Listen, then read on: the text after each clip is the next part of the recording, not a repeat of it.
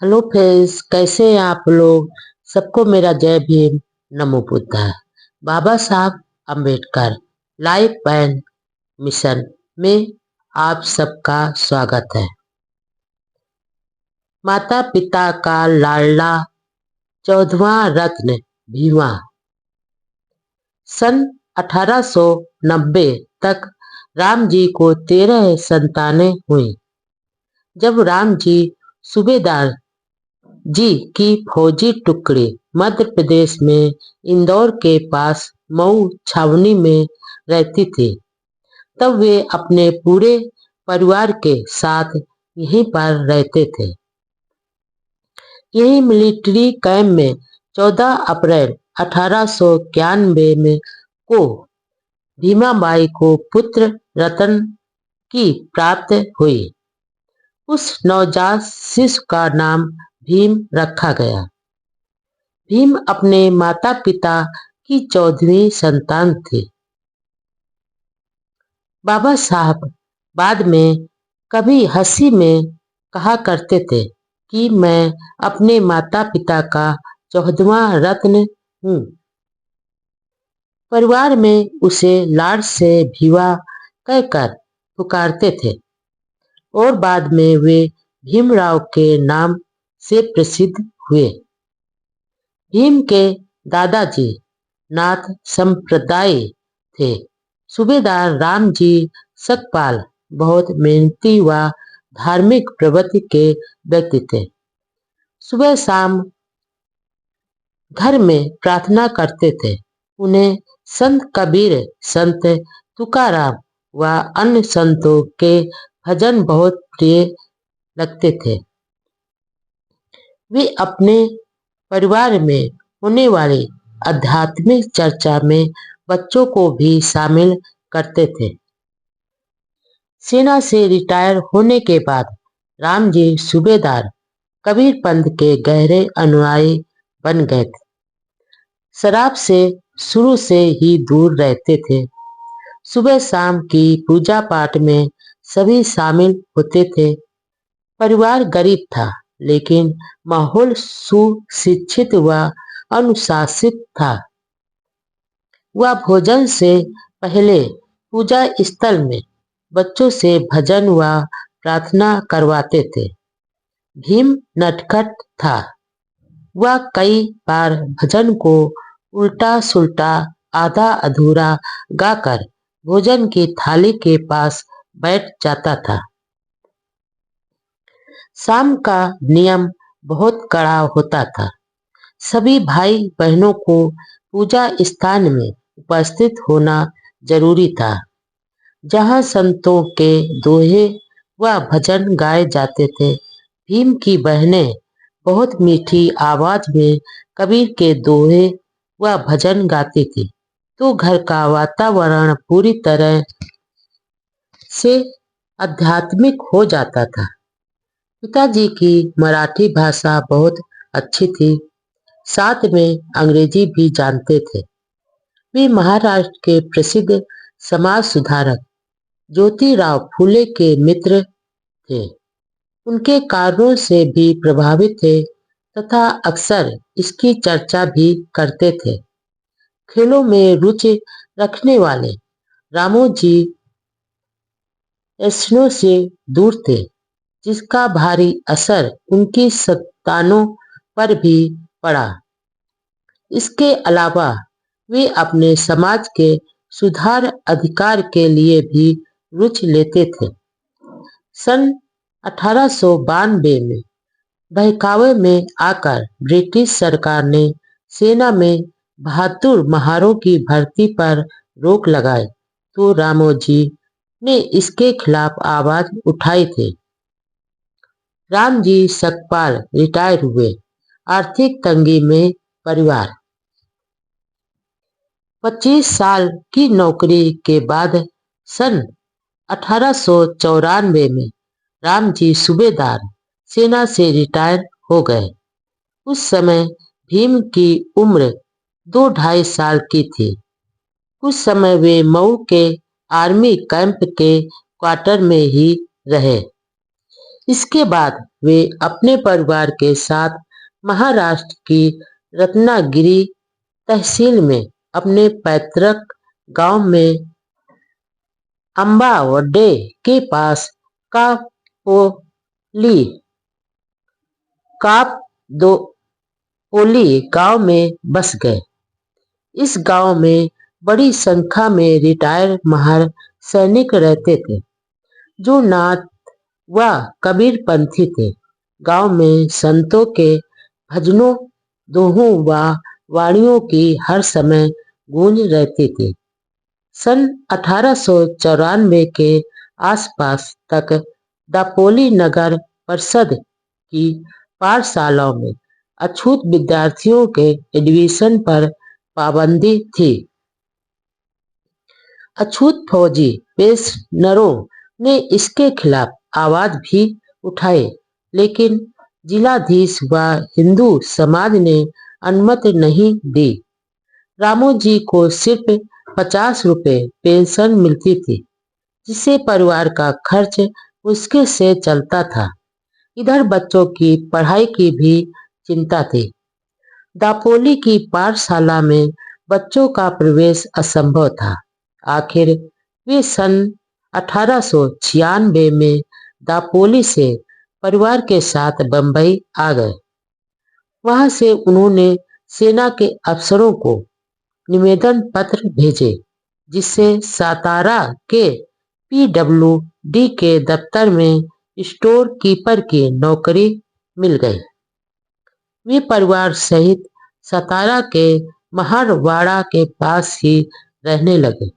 उनकी 14 संतानों में से उस समय 5 जीवित थी, 3 पुत्र व 2 पुत्रियां। सबसे बड़े बालाराम, उनसे छोटे आनंदराव, मंजुला और तुलसी 2 बहनें थीं। भीम सबसे छोटा व सबका लाडला था। बड़े बेटे बालाराम, बेटी मंजुला व तुलसी के विवाह हो चुके थे। बालाराम नौकरी के कारण पिता से दूर रहते थे। सतारा आने के कुछ ही दिनों बाद राम जी परिवार पर दुख और मुश्किलों का पहाड़ टूट पड़ा। एक ओर राम जी का सतारा से कोरेगांव ट्रांसफर हो गया तो वहां चले गए, और पीछे भीमाबाई बीमार पड़ गई। तबीयत ज्यादा खराब हुई तो राम जी सतारा आ गए। खूब इलाज करवाया, लेकिन कोई लाभ नहीं हुआ। आखिर 30 साल तक सुख दुख में साथ रहे भीमाबाई सारे परिवार को रोता बिलखता छोड़कर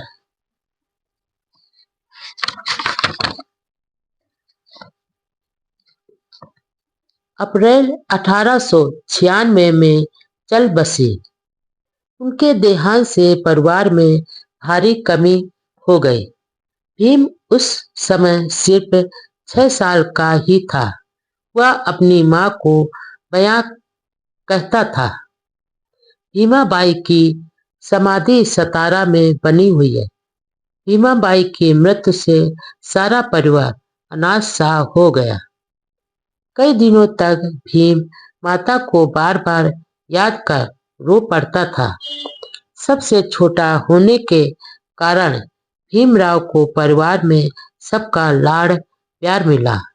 माँ के देहांत के बाद बुआ भीमा मीराबाई ने बच्चों के लिए माँ की कमी नहीं होने दी।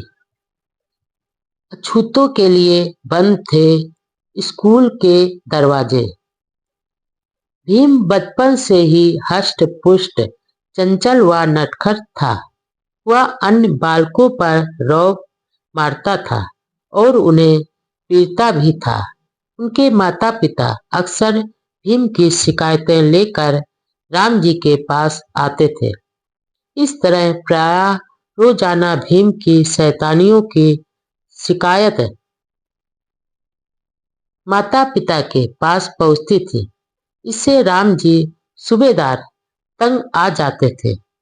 राम जी भीम को डांटते धमकाते थे, लेकिन मारते नहीं थे।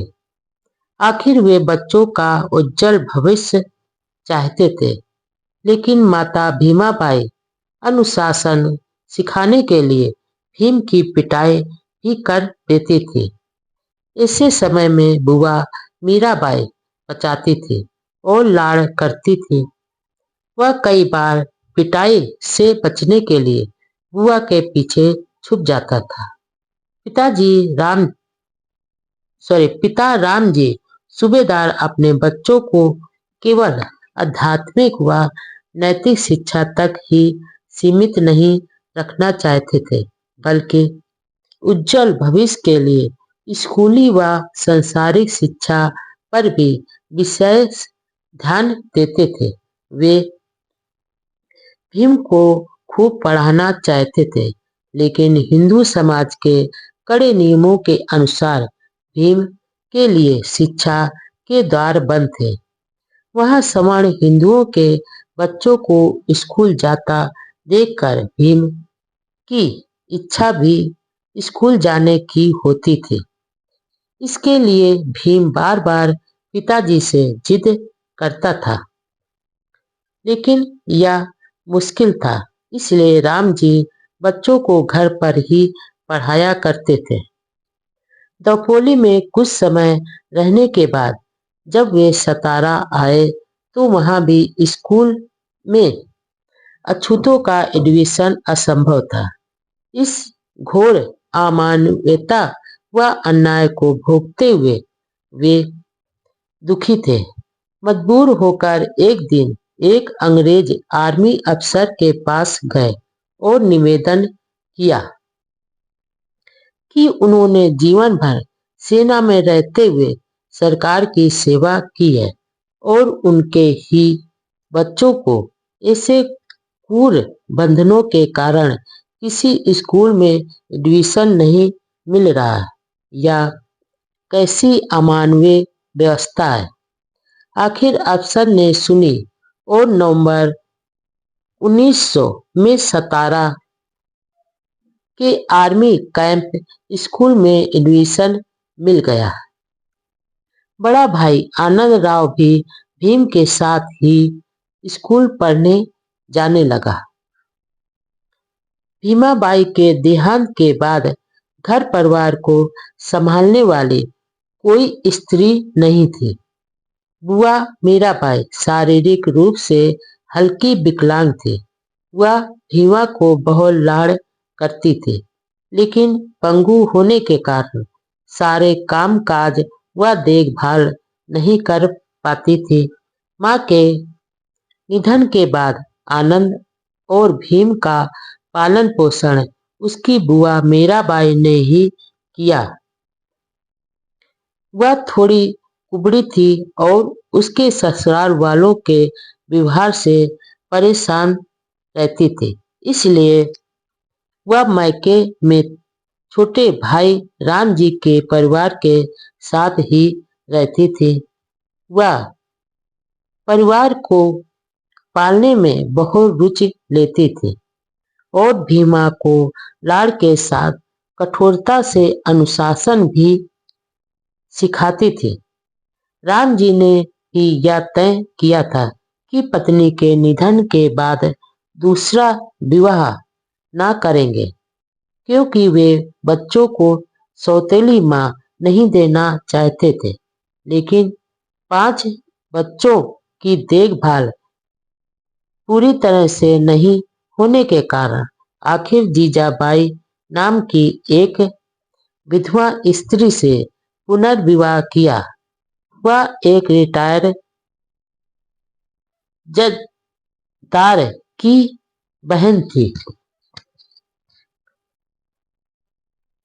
माँ भीमाबाई की याद में बिलख पड़ता था भीम। कभी कभी सौतेली माँ दिवंगत माँ भीमाबाई के कपड़े व गहने पहन लेती थी, लेकिन अबोध बालक भीम इस बात को सहन नहीं कर पाता था। कभी कभी वह सौतेली माँ से झगड़ पड़ता था और बाद में भीमाबाई को याद करते हुए बिलख पड़ता था। दरअसल भीम अपनी सौतेली माँ को माँ के रूप में कभी स्वीकार नहीं कर पाया। भीम एक होशियार व होनहार बालक था, लेकिन पढ़ाई लिखाई पर विशेष ध्यान नहीं देता था। स्कूल में जो कुछ पढ़ाया जाता था वह उसे ही पढ़ता था। उसका ज्यादा समय खेल कूद में ही गुजरता था। स्कूल से आते ही वह अपना बस्ता घर के किसी कोने में फेंक देता और पड़ोस के बच्चों के साथ खेलने चला जाता था। फिर वही लड़ाई झगड़ा और मारपीट का सिलसिला। माता पिता को शिकायतें। बचपन में भीम बहुत शरारती था। सतारा में घर के पास ही बड़ के पेड़ पर बच्चे रोज सूप सा खेल खेलते थे। इस दौरान मारपीट करने, झगड़े मोल लेने, उधम मचाने और नए नए बखेड़े खड़े करने के कारण माता पिता आए दिन इन मामलों को सुलझाते व लोगों को समझाते हुए काफी परेशान रहते थे। भीम की पढ़ाई ऐसे ही चलती रही। उस समय तो यह कतई नहीं लगता था कि यह बालक बाद में विश्व रत्न के रूप में लोकप्रिय होगा। पूत के पांव पालने में ही दिख जाते हैं। इस कहावत को भीम ने सच साबित कर दिया। बाद में भारत के संविधान निर्माता बने। भीम नटखट व शिकायतें लाने वाला जरूर था, लेकिन बुद्धि में बहुत तेज था। शारीरिक रूप से बहुत हष्ट-पुष्ट था। हल्के घुंघराले बाल व गैर वर्ण के साथ वह सुंदर व आकर्षक लगता था। भीमराव बचपन से उद्यम करने वाला बालक था, लेकिन पिता राम जी को भीम से काफी उम्मीदें थी। उनके मन में हमेशा यह भावना रहती थी कि मेरा बेटा अपने वंश का नाम रोशन करेगा और कभी-कभी तो अपने मित्र साथियों के समूह में खुलकर ऐसा कहकर भीम से आशाओं का इजहार करते थे। राम जी के पूर्वज नागवंशी नाथ अनुयायी थे और राम जी कबीरपंथी थे। जब राम जी का परिवार बंबई में रहता था, तो सूबेदार जी खुद बच्चों के कपड़े धोते थे तथा स्कूल जाते समय पूरी तरह साफ सुथरे व कपड़ों को इस्त्री कर भेजते थे।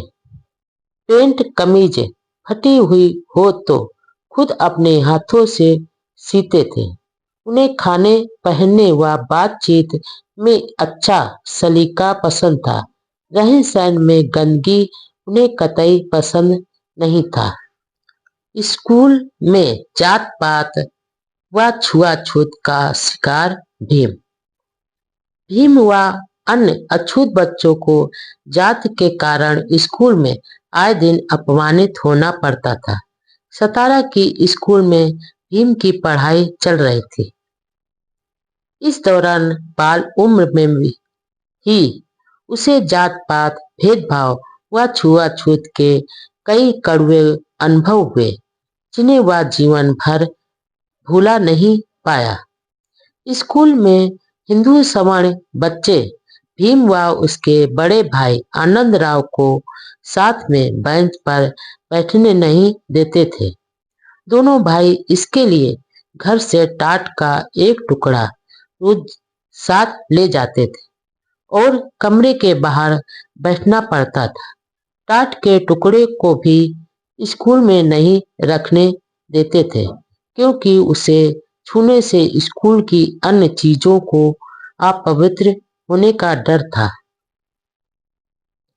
जब भीम को प्यास लगती थी तो नल की टोटी से खुद पानी नहीं पी सकते थे।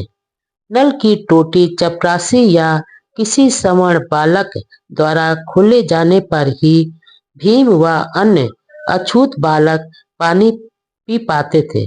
ऐसा नहीं होने पर वे कभी कभी प्यासे ही रह जाते थे और घर आकर ही प्यास बुझाते थे। लंच समय में रूखा सूखा खाने के बाद उसे पानी तभी मिल पाता था जब अन्य सवर्ण बच्चे पानी पी लेते थे। कभी कभी सवर्ण बच्चे खुद पानी पीने के बाद टोटी बंद कर जाते थे और भीम व भाई आनंद राव मुंह ताकते ही रह जाते थे। अमानुषता की हद तो तब होती थी कि कुछ टीचर भी अछूत बच्चों के साथ छुआछूत करते थे। कुछ टीचर अछूत बच्चों की किताबों व नोटबुक्स को हाथ तक नहीं लगाते थे। जब टीचर क्लासरूम की ओर आते थे तो भीम व अछूत बच्चे एक तरफ कमरे के बाहर अनाज से खड़े रहते थे और जब टीचर रूम के अंदर जाते तो दरवाजे के बाहर बैठ जाते थे। इससे वे बोर्ड पर लिखे अक्षरों को दूर से अच्छी तरह भी पढ़ नहीं पाते थे। एक बार अध्यापक ने भीम को ब्लैक बोर्ड पर रेखा गणित के एक सिद्धांत को सिद्ध करने के लिए बुलाया तो सारे विद्यार्थियों ने शोरगुल मचाकर ब्लैक बोर्ड के पास रखे हुए अपने लंच के डिब्बों को वहां से तुरंत हटा लिया ताकि वे अपवित्र न हो जाए और उसके बाद ही वह मैथ्स के उस फार्मूले को ब्लैक बोर्ड पर सिद्ध कर पाया। भीम को खेल में कभी रुचि थी लेकिन स्कूल में सवर्ण बच्चों के साथ खेलने की पाबंदी नहीं थी, इसलिए स्कूल के बाद घर पर सिर्फ महार बालकों के साथ ही खेल पाता था। स्कूल के बाहर भी हिंदू समाज में जात पात व घृणित व कुरूप चेहरा हर जगह नजर आता था। जब कभी वह अपनी माँ के साथ बाजार में कपड़े खरीदने जाता था तो दुकानदार दूर से ही कपड़ा फेंक कर दिखाता था। एक अन्य हृदय विदारक व मार्मिक घटना ने तो बालक भीम के बाल मन पर गहरा आघात किया। उन दिनों राम जी सूबेदार सतारा से कुछ दूर गोरे गांव में नौकरी करते थे। एक दिन भीम बड़ा भाई आनंद राव और बहन पिताजी से मिलने के लिए जा रहे थे। भीम ने पिताजी को पहले चिट्ठी लिख दी थी कि फला ले सॉरी रेलगाड़ी से वहां पहुंच रहे थे, लेकिन वह चिट्ठी पिताजी को समय पर नहीं मिल पाई। तीनों भाई बहन पांडली रेलवे स्टेशन से रेलगाड़ी में बैठ गए और आगे मसूर स्टेशन पर उतर गए। बच्चे पिताजी से व मिलने के लिए आतुर व खुश थे और इस आशा से रेलगाड़ी से उतरे कि पिताजी उन्हें लेने के लिए स्टेशन पर तैयार खड़े होंगे। लेकिन पिताजी को चिट्ठी नहीं मिलने के कारण नहीं आ पाए। सभी पैसेंजर स्टेशन से चले गए। वहां सिर्फ तीनों बच्चे खड़े थे। बच्चों को यूं अकेले खड़ा देखकर स्टेशन मास्टर ने पूछा कि उनके रंग रूप व साफ कपड़ों को देखकर स्टेशन मास्टर को लगा कि बच्चे किसी संपन्न परिवार के होंगे, लेकिन जब यह मालूम पड़ा कि वे तो अछूत महार हैं तो वह 10 कदम पीछे हट गया। फिर भी उन्होंने एक बैलगाड़ी वाले को मनवा दिया कि वह बच्चों को आगे लेकर जाए। बैलगाड़ी अभी मुश्किल से 10 गज चली ही होगी और बच्चों से बातचीत की।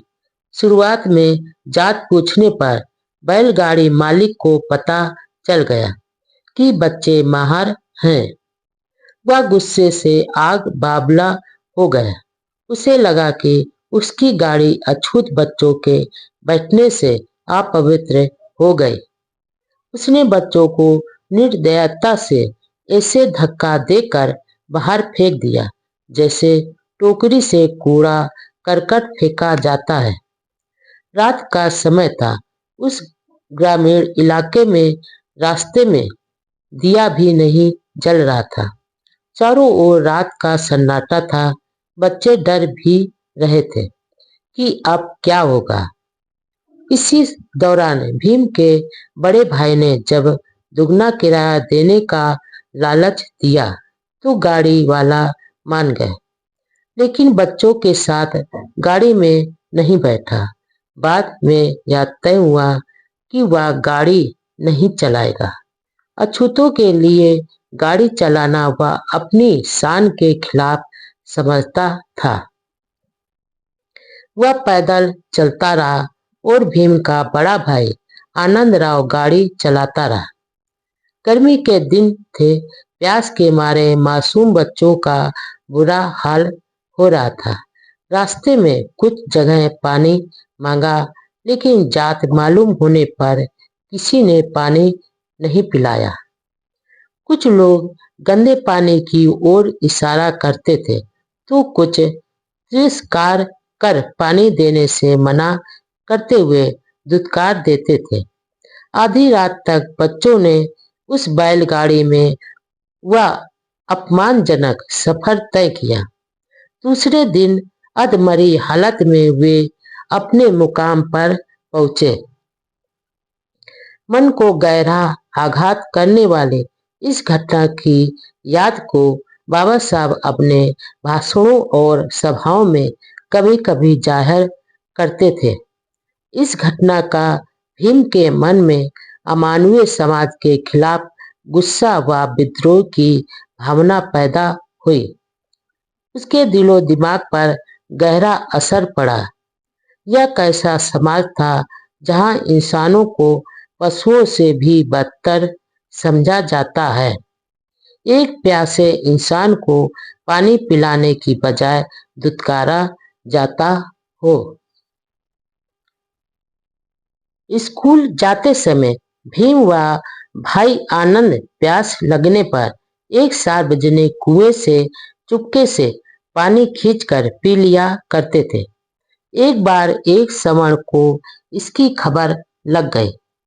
भीम को वहीं कुएं पर पकड़ लिया और किसी जानवर की तरह बुरी तरह से पीटा और फिर से ऐसी हिम्मत न करने की चेतावनी भी दी।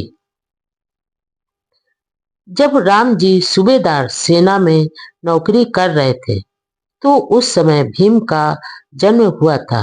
वहां के फौजी माहौल में और अबोध बालक होने के कारण भीम को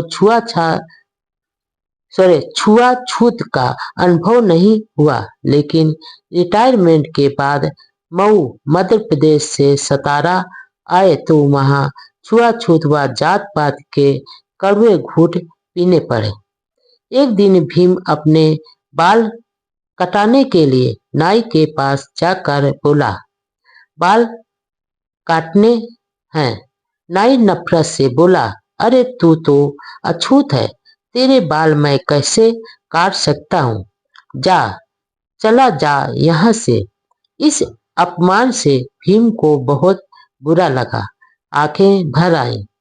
बड़ी बहन तुलसी ने भीम की व्यथा सुनी तो भीम को प्यार से पुचकारते हुए कहा, मेरे भाई रो मत, यही तो इस समाज की रीत है।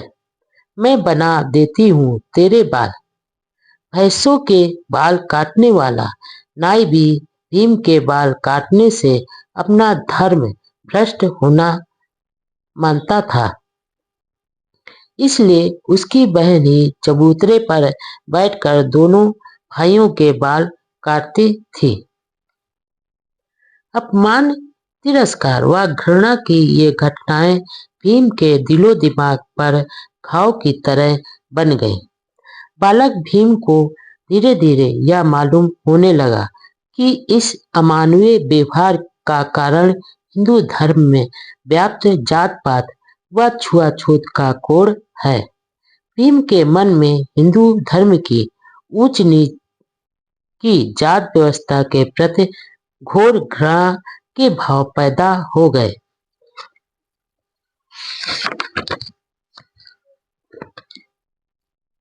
इस प्रकार के कड़वे अनुभवों से भीम में जिद्दीपन और व्यवस्था के खिलाफ आक्रोश पैदा हो गया।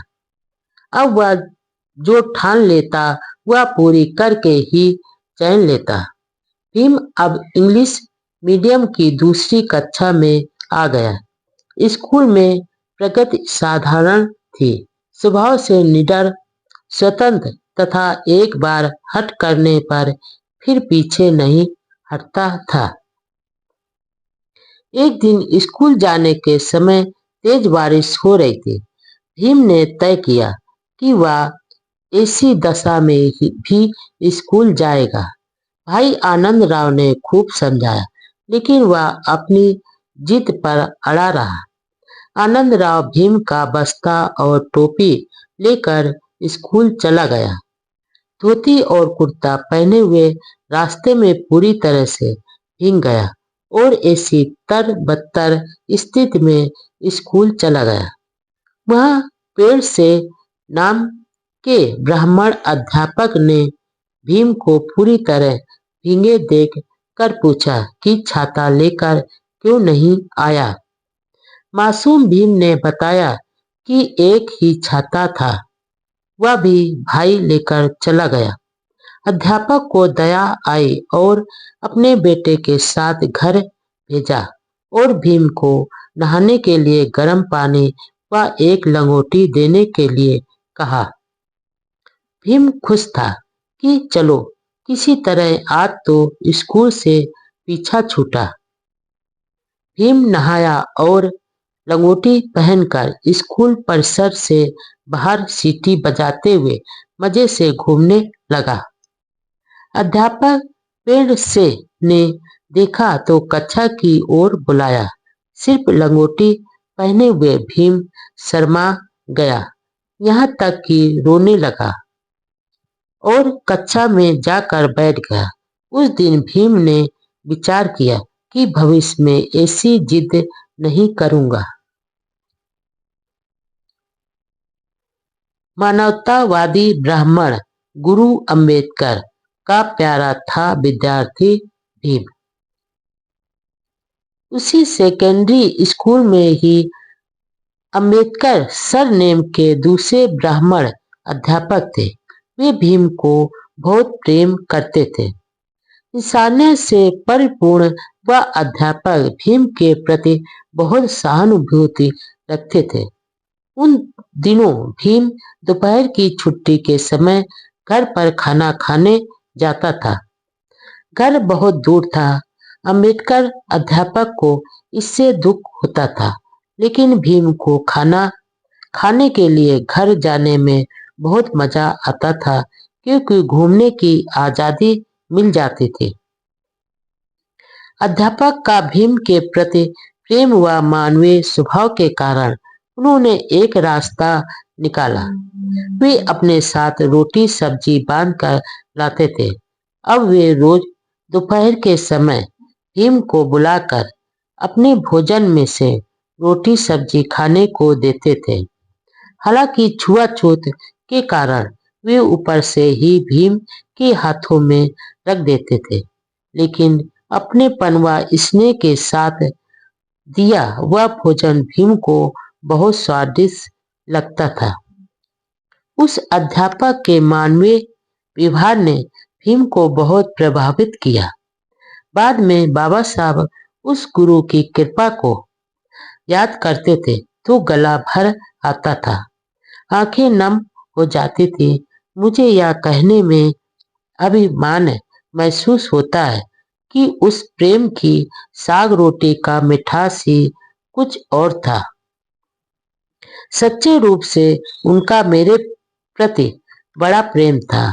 इंसानियत से परिपूर्ण अम्बेडकर अध्यापक पढ़ाने के साथ स्कूल के सामने तंबाकू की दुकान पर मुनीम का काम भी किया करते थे।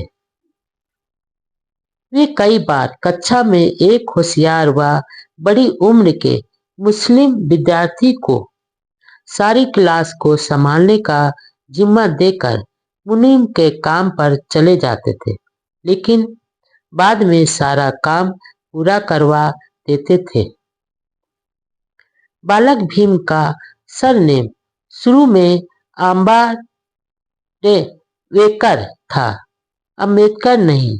दरअसल महाराष्ट्र के ज्यादातर सरनेम अपने गांव पैतृक स्थान के नाम के साथ कर लगाकर लगाते हैं। आजकल यह प्रचलन काफी कम हो गया है। भीम के दादा मालोजी राव दापोली के पास आमाडेवे गांव के निवासी होने के कारण लोग उनके परिवार को आंबेडकर उपनाम से पहचानते थे। स्कूल में अम्बेडकर अध्यापक भीम को दोपहर में साग रोटी देते थे। उन्होंने भीम को बुलाकर कहा कि यह तेरा आंबेडकर सरनेम बोलने में थोड़ा अटपटा लगता है, उससे तो मेरा उपनाम अम्बेडकर अच्छा है। अब आगे से तू भी अम्बेडकर उपनाम लगाया कर। और उस अध्यापक ने रजिस्टर में भीम का सरनेम ही अम्बेडकर कर दिया। अम्बेडकर गुरुजी बुढ़ापे में भी अपने प्रिय शिष्य भीमराव अम्बेडकर को याद करते रहते थे। बाद में जब बाबा साहब अम्बेडकर गोलमेज कॉन्फ्रेंस में भाग लेने के लिए लंदन जा रहे थे, तो बधाई व शुभकामनाएं संदेश से भरा पत्र गुरु ने अपने शिष्य को भेजा।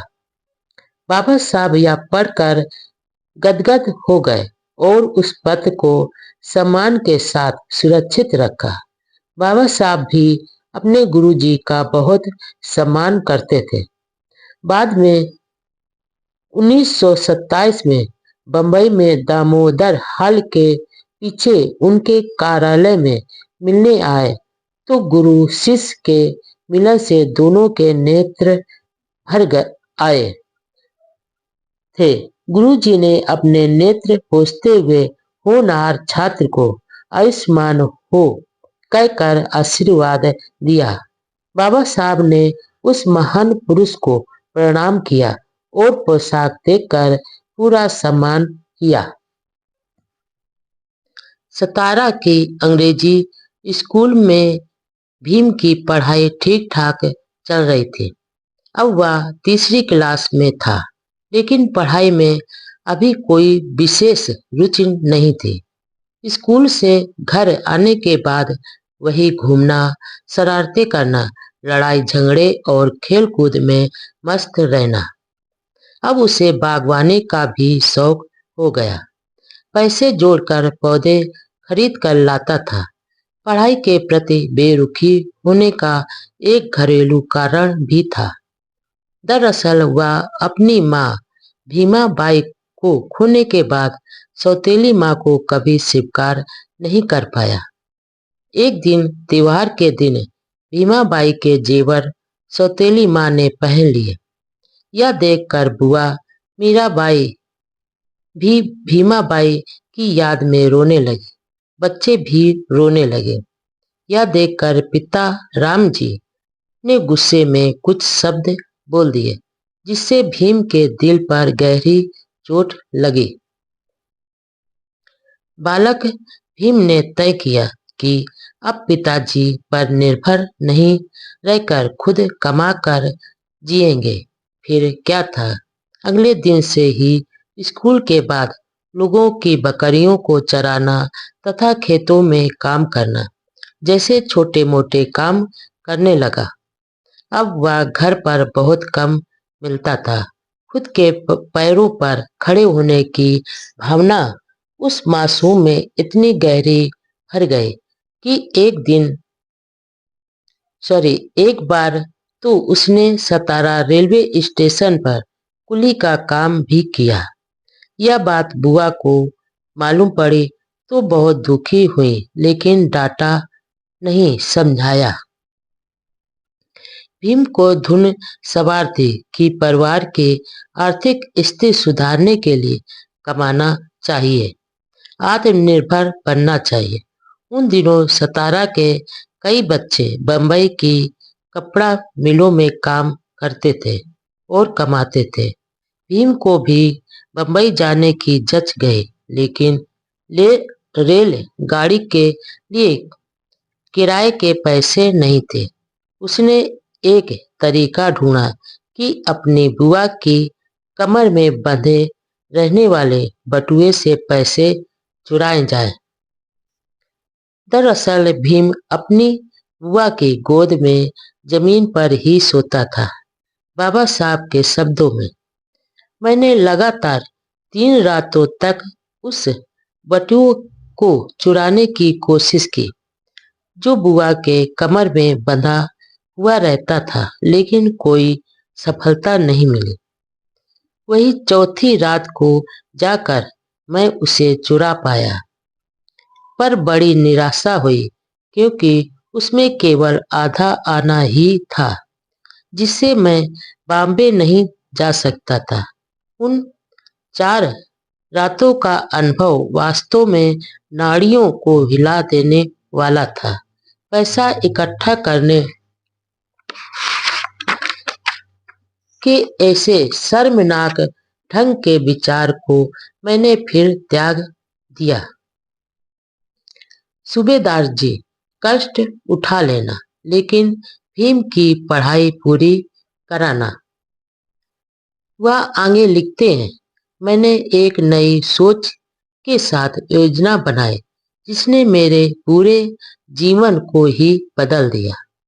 मैंने तय किया कि अब कामचोर, झगड़े, उद्दंडता जैसी आदतों को छोड़ देना चाहिए और पढ़ाई पर जोर देना चाहिए। मुझे अच्छी पढ़ाई से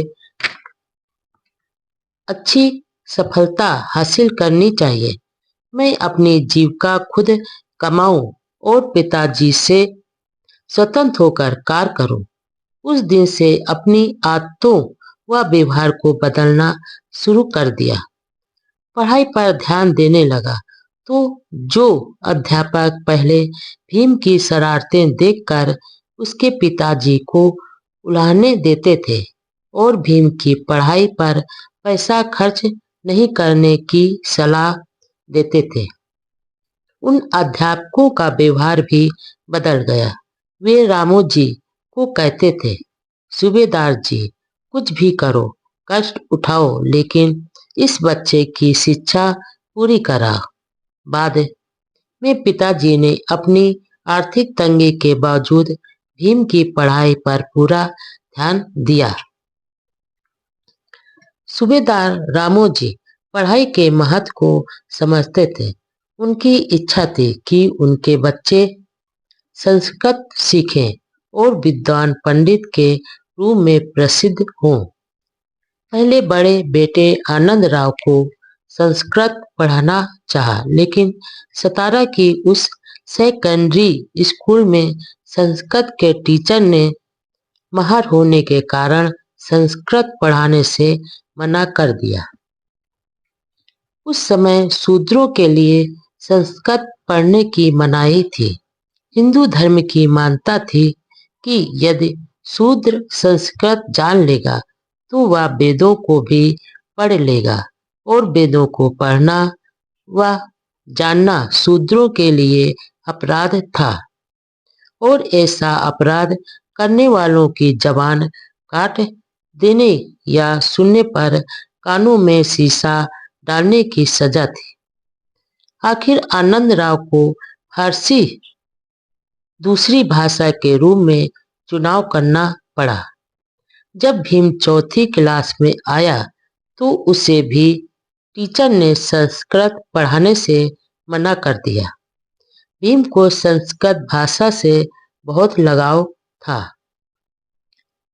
प्रेम था और इसका अध्ययन बाद में बाबा साहब ने खुद मेहनत कर किया। इससे पढ़कर वह संस्कृत में लिखे नाटक, काव्य, दर्शन शास्त्र, तर्कशास्त्र, गणित शास्त्र आदि का ज्ञान हासिल करना चाहते थे। ज्यों ज्यों भीम आगे की कक्षा में पहुंचता गया, वह अपनी जिद्दी व शरारती आदतों को भूलता गया। अब उसका ध्यान सिर्फ पढ़ाई की ओर रहता था। ऐसे पिता बहुत कम बच्चों को मिलते होंगे। अब तक राम जी सूबेदार गोरेगांव में स्टोर कीपर की नौकरी कर रहे थे और परिवार सतारा में रहता था। नौकरी का समय पूरा हुआ तो सतारा आ गए। बच्चों के लिए अच्छी पढ़ाई और आजीविका के लिए वे परिवार के साथ बंबई आ गए, जहां पर लोअर परेल की डबट चाल में रहने लगे। वह एक तरह से मजदूरों की बस्ती थी। वहां का माहौल सतारा व दापोली से बिल्कुल अलग था। विवाहित दोनों बेटियां भी बॉम्बे में ही रहती थी। शुरू में आनंद व भीम को मराठा हाई स्कूल में भर्ती कराया। भीम भी अब अधिक मेहनत करने लगा, लेकिन पिता फिर भी संतुष्ट नहीं थे। वे भीम को पढ़ाई में और बेहतर स्थिति में देखना और फिर बड़ा आदमी बनना देखना चाहते थे। वे खुद भी भीम को अंग्रेजी पढ़ाते थे। पिता के मार्गदर्शन में भीम ने अवार्ड की इंग्लिश रीडर तथा तरखा डकर द्वारा लिखी 3 किताबों का अध्ययन पूरा कर लिया। भीम अब पाठ्य पुस्तकों के अलावा अन्य कई विषयों पर किताबें पढ़ने लगा। अब वह आए दिन नई नई किताबें खरीद कर पढ़ना चाहता था, लेकिन राम जी की आर्थिक स्थिति बहुत कमजोर थी। जब भीम की पसंद की किताबें खरीदने के लिए पिता के पास पैसे नहीं होते थे, तो बंबई में ही रह रही अपनी बेटी के पास जाते थे। जब उसके पास भी पैसे नहीं होते तो उसे दिए गए गहनों में से एक गहना उधार ले आते थे। उस गहने को एक मारवाड़ी के यहाँ गिरवी रखते थे। उस पैसे से किताब खरीद कर भीम को देते थे। हर महीने के अंत में पेंशन मिलने पर उस पैसे से वापस गहना छुड़ाना और बेटी को वापस देना, यह एक आम बात हो गई थी। बहनें भी भाई की इच्छा को ध्यान में रखते हुए मना नहीं करती थी। भीम की इच्छा पूरी करने के लिए उन्होंने जो त्याग किया उसे याद कर बाद में बाबा साहब रो पड़ते थे। ऐसा वात्सल प्यार करने वाला पिता बहुत थोड़े बच्चों को मिलता होगा। मेरे शरारती व अल्लड़ स्वभाव के कारण मुझे उस समय उनके प्यार व वात्सल का मूल मालूम नहीं पड़ा। बचपन से ही भीम के पुस्तक प्रेम के कारण ही बाद में बाबा साहब की निजी लाइब्रेरी का इतना विशाल स्वरूप बन पाया। पिताजी द्वारा लाई गई किताब को पढ़ते पढ़ते सिरहाने रख कर ही सो जाता था और ऐसा अक्सर होता था। भीम के बालों की चोटी के तेल से किताबें भी चिकनी हो जाते थे। प्रतिष्ठित एडी फंस्टन हाई स्कूल बम्बई में एडमिशन। सन 1904 में भीम को बम्बई की सरकारी स्कूल एलिफंस्टन हाई स्कूल में चौथी क्लास में एडमिशन दिला दिया। भीम अब पहले से ज्यादा मेहनत करने लगा। परिवार लोअर परेल के एक कमरे नुमा घर में रहता था। उस एक ही कमरे में खाना बनाया जाता और सभी परिवारजन सोते थे। बर्तन जलाने की लकड़ियां व बिस्तर भी पड़े रहते थे और यही हमारे मुक्तिदाता बाबा साहब का स्टडी रूम था। सुबह शाम कमरा धुएं से भर जाता था। भीम जमीन पर ही सोता था। उसके सिर के पास अनाज पिसाई की चक्की अड़ी रहती और पैरों के सामने एक बकरी बंधी रहती थी। पिता भीम की पढ़ाई की बहुत चिंता करते थे, इसलिए जब सभी परिजन सो जाते थे तो रात को 2 बजे भीम को जगाकर स्वयं सो जाते थे। भीम सुबह तक मिट्टी के तेल वाली कांच की चिमनी के दिए की धुंधली रोशनी में पढ़ाई करता था। फिर सुबह थोड़ी सी नींद लेकर नहा धोकर स्कूल चला जाता था। स्कूल के पास ही काम पर जाने वाला एक मजदूर भीम का खाने का डिब्बा ले जाता था और उसी समय भीम का मजदूरों के संघर्षमय जीवन से भी परिचय हुआ। भीमराव को पाठ्यक्रम के अलावा किताबें पढ़ने का शौक निरंतर बढ़ता जा रहा था। स्कूल से छूटते ही नियमित रूप से किताब पढ़ने के लिए चर्नी रोड गार्डन की एक खास जगह पर जाकर बैठ जाता था। उसी समय वहां सिटी हाई स्कूल के हेडमास्टर कृष्णा जी कुलेस्कर भी गार्डन की एक अलग जगह पर बैठकर किताब पढ़ते थे। भीम को नियमित इस तरह तल्लीनता से पढ़ते हुए देखकर कुलेस्कर ने भीम को प्रोत्साहित करने व सराहना करनी चाहिए। एक दिन भीम के पास जाकर उन्होंने परिचय पूछा और भीम ने परिचय के साथ थोड़ी सामाजिक पीड़ा भी बता दी। भीम अछूत लड़का है, लेकिन रोज इस तरह पढ़ता है यह जानकर खुशी हुई।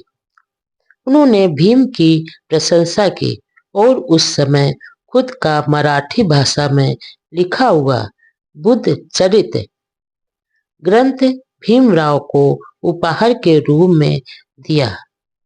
बाद में भीम के भविष्य संवारने में उन्होंने काफी सहयोग किया। बॉम्बे का एलिफंस्टन हाई स्कूल उस जमाने में एक प्रतिष्ठित सरकारी स्कूल था, लेकिन यहाँ का माहौल भी छुआछूत, जातवाद व घृणा से अछूता नहीं था, जैसे हिंदुओं के अन्य प्राइवेट स्कूलों में होता था, जहाँ समाज की सोच का व्यवहारिक घृणित व विकृत रूप ही कदम कदम पर नजर आता था। एक दिन मैथ के टीचर ने भीम से बोर्ड पर एक सवाल हल करने को कहा। भीमराव ज्यों ही बोर्ड की ओर बढ़ा, त्यों ही कुछ सवर्ण हिंदू विद्यार्थी एकदम और एक साथ चिल्ला उठे, सर, भीम एक अछूत है, उसे रोकिए। दरअसल ब्लैक बोर्ड एक तख्त पर था और उस तख्त पर सवर्ण लड़कों के खाने के डिब्बे रखे हुए थे। जब सभी ने अपने डिब्बे उठा लिए, तभी भीमराव को बोर्ड के पास जाने दिया। उस समय भीम के मन में आक्रोश तो था, लेकिन हिम्मत व बुद्धि से अपमान का बदला लिया और तुरंत ही सवाल हल कर सबको चौंका दिया। अरे तू अछूत छोकरा, पढ़ लिख कर क्या करेगा? एलिफिंस्टन स्कूल में ही एक ब्राह्मण अध्यापक बात बात पर भीमराव को उसकी जात का नाम लेकर अपमानित करता था। एक दिन वह भीम से बोले, अरे तू महार का छोकरा है, पढ़ लिख कर क्या करेगा? बार बार ऐसे अपमान से भीम को गुस्सा आया आया था। इस बार आक्रोश में करारा जवाब दिया, सर, पढ़ लिख कर मैं क्या करूंगा? यह सवाल पूछना आपका काम नहीं है। अगर फिर कभी आपने मेरी जात का नाम लेकर मुझे छेड़ा तो कह देता हूँ कि उसका परिणाम अच्छा नहीं होगा। भीम बचपन से ही स्वाभिमानी होने के साथ निडर भी था और जातवादी मानसिकता वाले टीचर को करारा जवाब देने से नहीं चूका। भीम को अपमानित करने के लिए वे और अन्य तरीके भी ढूंढते रहते थे।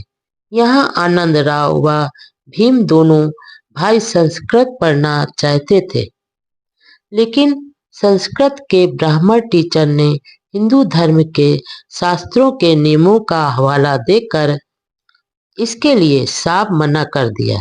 आखिर दोनों भाइयों को दूसरी भाषा के रूप में फारसी भाषा पढ़नी पड़ी। बाद में भीम ने अपने प्रयासों से संस्कृत की अच्छी जानकारी हासिल की, लेकिन इसी स्कूल में मैथ्स के टीचर जोशी व फारसी के खुदा बख्श बहराम ईरानी भीम को बहुत प्रोत्साहित करते थे। समाज व स्कूल के ऐसे अमानवीय माहौल के बीच भीम अपनी पढ़ाई में प्रगति करता रहा। पिताजी को 50 रुपए ही पेंशन मिलती थी, जिससे बच्चों की पढ़ाई व घर परिवार का खर्चा चलाना मुश्किल हो गया था। आखिर बड़े बेटे आनंद राव की पढ़ाई बंद करवा कर जीआईपी के वर्कशॉप में नौकरी पर लगा दिया। पिता व आनंद भीम की शिक्षा पर विशेष ध्यान देने लगे। पिता के मार्गदर्शन में भीम हर साल पास पास होता रहा। सन 1907 में मैट्रिक एग्जाम पास किया। उसे 750 में से 282 अंक मिले। फारसी भाषा में सबसे ज्यादा अंक मिले। हालांकि भीम 3rd डिवीजन से पास हुआ था, लेकिन उस समय गांव से शहर आकर एक अछूत विद्यार्थी का मैट्रिक पास करना बहुत बड़ी उपलब्धि थी। भीमराव का मैट्रिक एग्जाम पास करना भारतीय अछूतों के इतिहास में मील का पत्थर बन गया। परिवार व बंबई के अछूत समाज में खुशी की लहर दौड़ गई। यह गर्व की बात थी। रामजी सूबेदार भी बहुत खुश थे। महर समाज ने इस खुशी पर भीम का सम्मान करने के लिए एक समारोह का आयोजन किया। उस सम्मान समारोह का अध्यक्ष एक प्रसिद्ध समाज सुधारक सीताराम केशव बोले को बनाया। उस सभा में बंबई के ही एक प्रसिद्ध समाज सुधारक, लेखक व विचारक कृष्णजी अर्जुन केलुस्कर भी मौजूद थे। वे सिटी हाई स्कूल में हेडमास्टर रहे थे। भीम और केलुस्कर दोनों स्कूलों से छुट्टी होते ही किताबें पढ़ने के लिए नियमित रूप से चन्नी रोड गार्डन में जाते थे। सभा में अपने संबोधन में कहा, मैं भीमराव को जानता हूँ।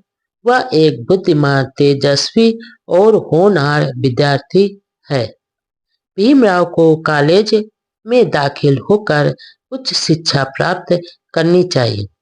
उन्होंने भरोसा दिलाया कि वह उसके आगे की पढ़ाई के लिए बड़ौदा नरेश सयाजी राव गायकवाड़ से आर्थिक सहायता दिलवा देंगे। किर्लोस्कर ने भीम की काफी प्रशंसा की और अपनी लिखी हुई किताब बुद्ध चरित्र की प्रति भेंट की, जो आगे जाकर भीमराव के जीवन में क्रांतिकारी साबित हुई। समारोह में आए लोगों ने भीमराव को मालाओं से लाद दिया। भीमराव के जीवन का यह पहला सार्वजनिक सम्मान था और यह देखकर वह काफी प्रसन्न थे, लेकिन कुछ बोले नहीं। सभा पूरी होने पर कृष्णाजी किर्लोस्कर रामजी सूबेदार से बोले, आप भीमराव को कॉलेज में एडमिशन करा दीजिए, आगे देखा जाएगा। मैं आर्थिक सहायता प्राप्त करने की पूरी कोशिश करूंगा। इतना कहकर वह चले गए। बाद में उस महान विचारक व समाज सुधारक ने अपने वचन का पूरा पालन किया, जिससे भीमराव के जीवन की काया पलट हो गई।